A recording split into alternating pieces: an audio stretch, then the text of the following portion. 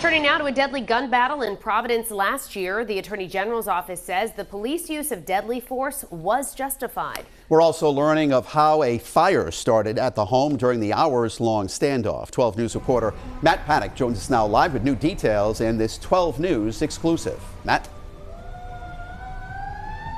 Mike Shannon, the 20-page report shedding more light into the violent incident, including the cause of the fire, which is blamed on what they call a speed heat round shot by police. A chaotic and dangerous scene unfolded in the early hours of February 10th, 2022. Reloading! All right, get cover. As a back-and-forth exchange of hundreds of bullets rained down on Denison Street. Thank God that we didn't lose an officer on a specific day. After an hours-long standoff, a nearly 15-minute gunfight ensued. 8 officers in total shooting their weapons, and the home catching fire. On that specific day, thank God for the special response unit. The cause of that fire, according to the report, a speed heat round, a device normally used for crowd control, spreading smoke when launched, something meant to be used outdoors because it has a fire-producing capability. But the Attorney General's office found, due to the circumstances, the device's use was justified, citing imminent risk of death or serious bodily injury to them or others. This is a very difficult job.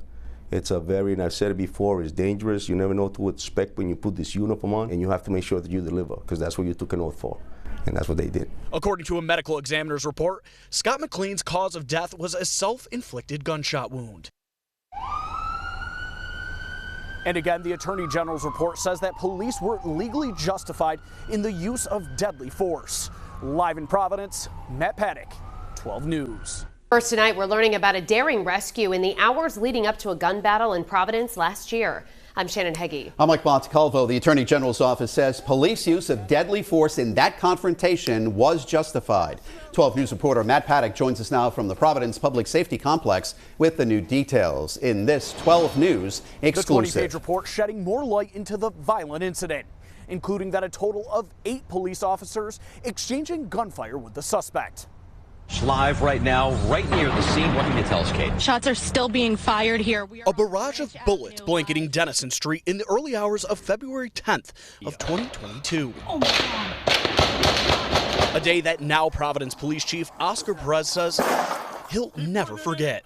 I'm happy with the decision of the fact that it was clear, because again, it was a very dangerous day. Get cover. Thank God that we didn't lose an officer on a specific day. Get all those people out of the house. Police body camera footage showing crews getting neighboring families to safety. Hey, how old is the daughter? Followed by an extraction of a 12-year-old girl out of the apartment. 12. And yes, they were on that specific day, they engaged an individual that was violently firing hundreds of rounds at them.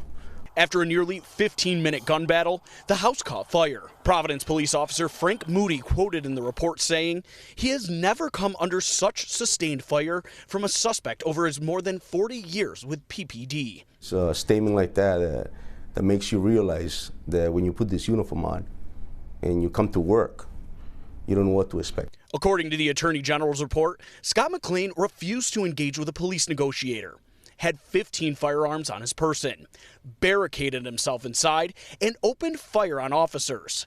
The AG's report going on to say deadly force used by the police officers who responded was objectively reasonable and necessary under the circumstances. It was the training that helped them survive. It was the training that helped them keep the city safe, make sure that you deliver, because that's what you took an oath for, and that's what they did. According to a medical examiner's report, Scott McLean's cause of death was a self-inflicted gunshot wound. Again, the Attorney General's report says police were legally justified in the use of deadly force. Reporting from Providence, Matt Paddock, 12 News.